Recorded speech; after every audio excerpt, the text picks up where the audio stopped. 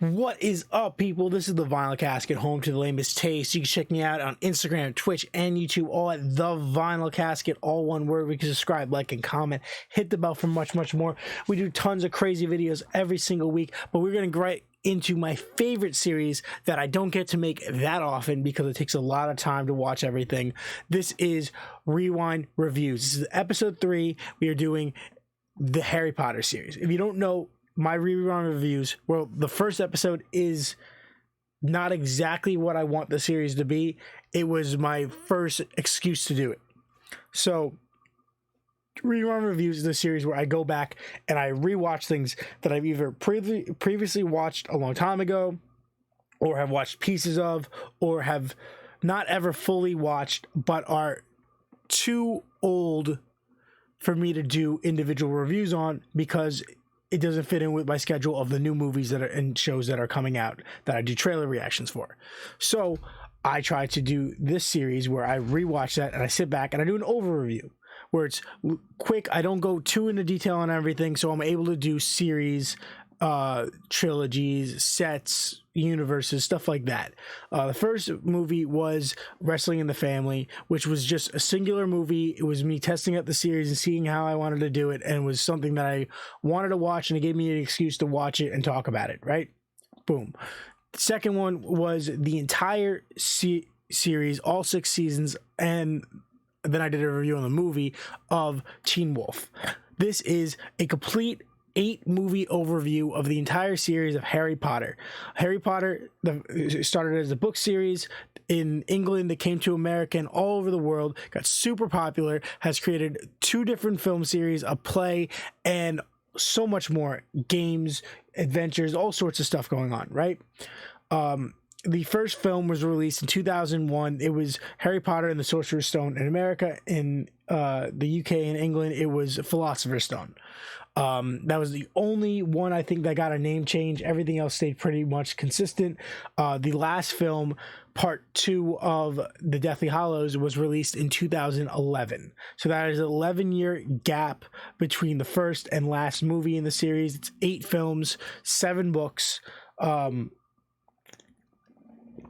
revolving mostly around the same main cast. When the first movie came out, the cast of characters, of the younger cast of characters, were all mostly unheard of, unknown actors that are all very, very young, and they grew into their roles and they grew into popularity and fame and branched out their careers due to the success of the series that took the whole world by storm.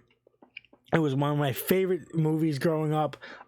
It grew up with me. Well, obviously, I was in first grade in 2001, and I was in, I believe, either the end of junior or the start of senior year when the last movie came out. So my entire adolescence, this film series and book series followed with me. So it's a very important film series to me. I've seen the sequel play twice in the last year. I've gone to the music park at Universal Studios in Florida multiple times, and I love this. And it's me and my wife's favorite series. We recently sat down and rewatched the whole thing from start to end, and this is going to be I'm going to talk about it a little bit more, not too in depth. First off, let's say as a whole series, out of 5, I give this a 4.9. The 0.1 is there are certain things lacking from the books to the movies, so you got to take a little bit away from that.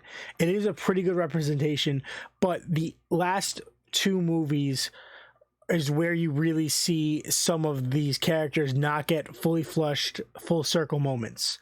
The way they treat Harry's cousin Dudley, you never get to see that scene where he comes out. We've seen the extended scenes and the cut scenes and the deleted scenes where Harry goes out to see them leave him when the whole world's shutting down, and his cousin comes over and like apologizes for all the ways he treated him, and how that like moment of like, hey, my parents have raised me and treated you like crap, but I realize that like that's wrong, like good luck. That's a huge full circle moment that we missed out on. The ending with Draco walking over to his parents when he's called over at the big battle, that was uncalled for and should have been turned around, where he fully flushed like, no, I'm against you guys. That would have been a full circle moment. But besides that, it's an amazing series.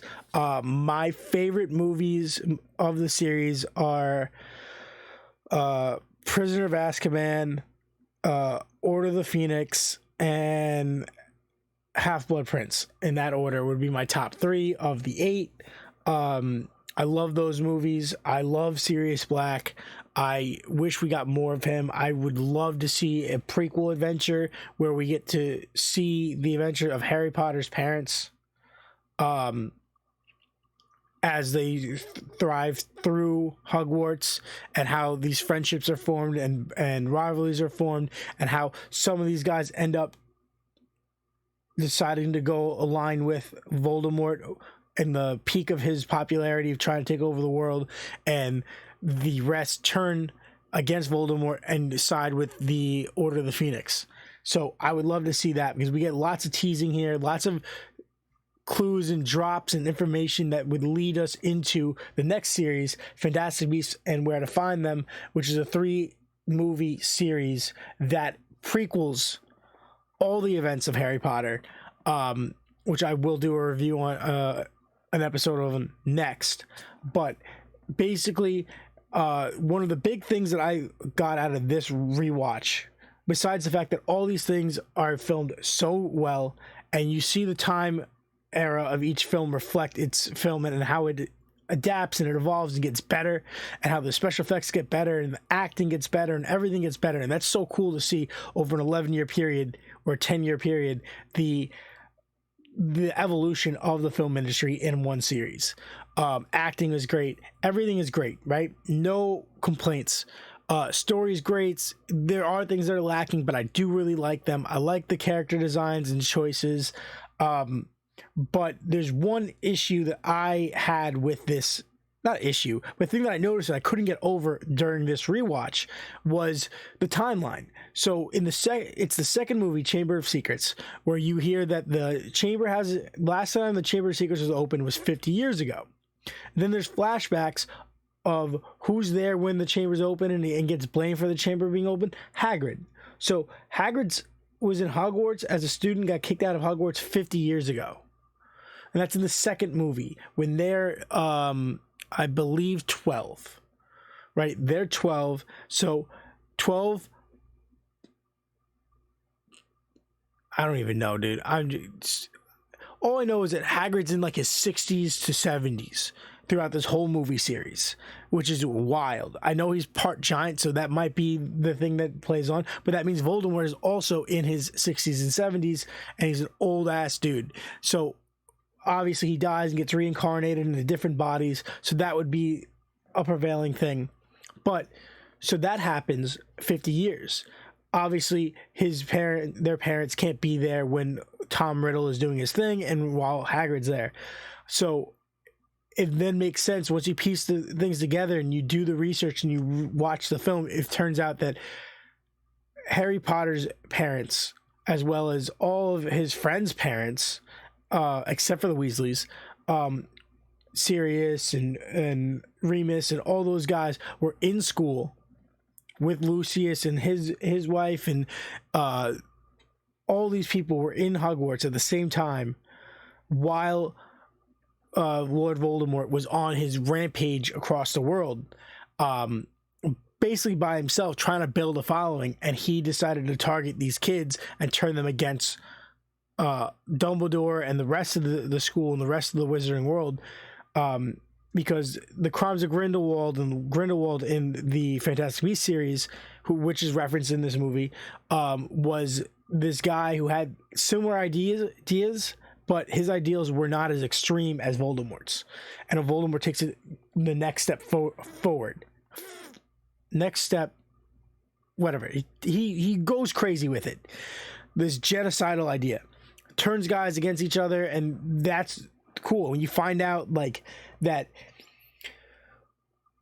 there's so many cool things you find out in that, but the timeline is so weird and took me so many times of just looking at it and thinking about it to really connect. But you think about it, Draco's mother is the sister of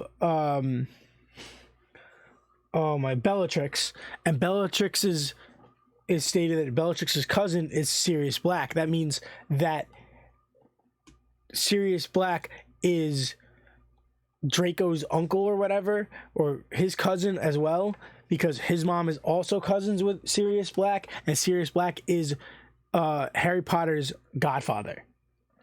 So that's a whole connection that's never really expanded on, that blew my mind. The fact that Snape was so obsessed and loved and grew up being friends with Lily Potter, Harry's mom, is wild, because you don't really get that. You get that he had a crush on his mom, but you didn't realize that they grew up together before they went to Hogwarts. They met each other. So that's like a huge, big thing. And it's just so interesting. There's so many layers that you don't get until you watch it a couple times and you experience all the different aspects. But yeah, I think my three favorite films are Prisoner of Azkaban, Order of the Phoenix, and Half-Blood Prince. They really flush out the surrounding characters and Harry and help him figure out what he's gonna do.